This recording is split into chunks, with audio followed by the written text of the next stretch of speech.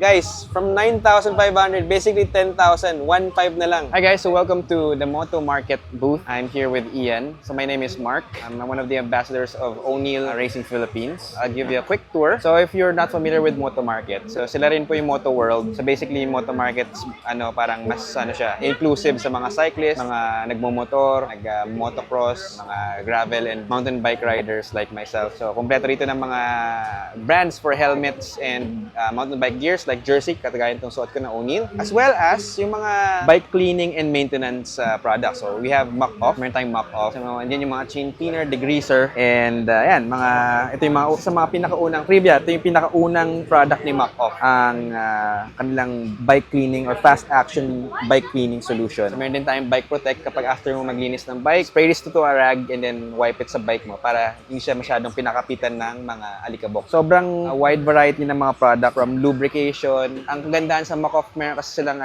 steps. Step number 1 is clean, step number 2 is protect, step number 3 is lubricate. Sa Moto Market, available lahat ng mga products for each step. Yan. Ito, gamit ko to.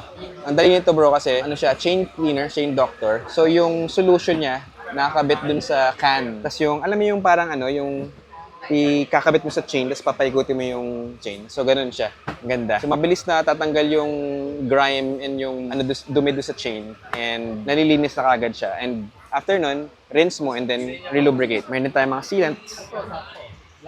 Ayan.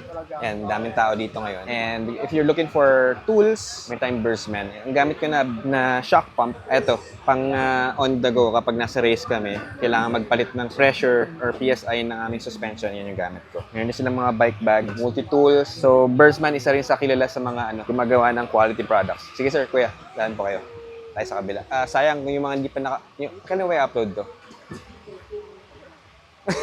Yeah, sobrang ganda ng discount nila. And meron din tayong Dainese para sa mga nagmomotor, either sports bike or actually hindi ko familiar sa industry nila, but I think ito yung mga brands na ginagamit nila internal. Parang base layer nila sa loob. Yan, no? Ito, parang base layer sa loob. Tapos maglalagay sila ng jacket, ganyan. Sa Moto Market, marami tayong mga brands aside from O'Neill. And meron tayong 5, nag-offer sila ng gloves, katulad ng O'Neill. Ito rin, may mga gloves din tayo sa O'Neill. This one's for mountain bike and pwede rin siya pang motocross. And meron tayong mga padded na gloves. And of course, ito, makikita nyo rin ito sa mga mga nagde-trail na motor. USWE. Meron tayo nito pang motocross, pang mountain bike, and mga pang trail running. And yung mga nagmamarathon, nakikita nyo meron silang mga suot na ganito for hydration. So, ang gamit ko dito, ito.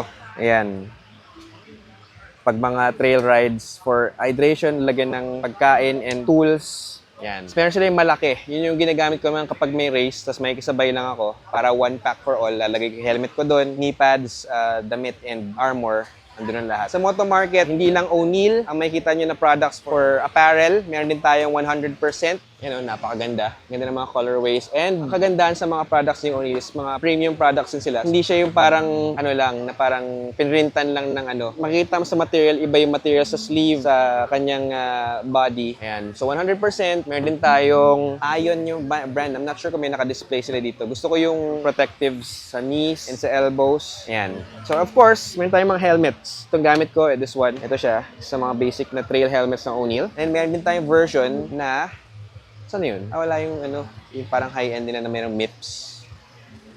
Wala dito. Helmet sila for trail and cross-country. And ito naman yung kung gusto nyo pong maglaro ng downhill or enduro or aggressive riding, ito po yung ating helmet sa Moto Market. So we have 100%.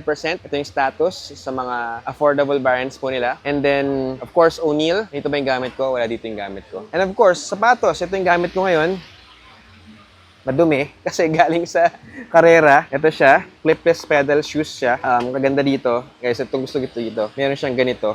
Ayan, what it does, dahil sa trail, mabuhangin, mabato, marami mga debris. Usually, kapag nag-ride ka, may mga pumapasok sa sapatos mo. With this, walang papasok na any dust or any rocks. Yun yung maganda sa kanya.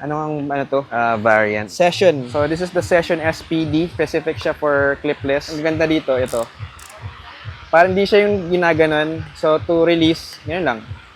Tapos, Nagre-release na agad siya. Gusto ko yung system na yan, madaling tanggalin sa paa tapos hindi siya uncomfortable. As you can see, stiff siya kasi talagang made for aggressive riding. Sumemplang ka, tumama yung paa mo sa bato or sumabit ka somewhere, totally safe. Ito, na-experience ko na sa Iloilo, sa Guimaras, sa Patiis, San Mateo Rizal. I've had the hard crashes. Kung nag-follow kayo sa channel ko or sa Facebook ko, may kita nyo. Matitindi yung semplang. Pero okay pa rin siya. Ayan, bugbog na pero buhay pa.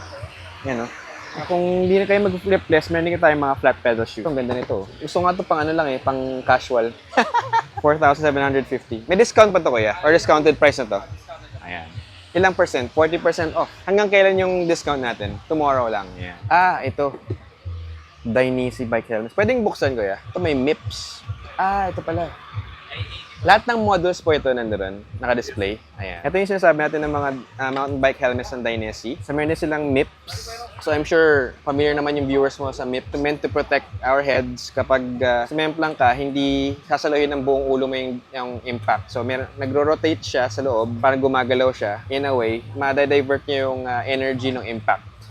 Hindi rekta sa ulo. Dahil sa mga hindi pumunta, ayan, na-miss nyo to. From 7,950, basically 8,000, 1,000 na lang siya, mga Brad. Yes, sir.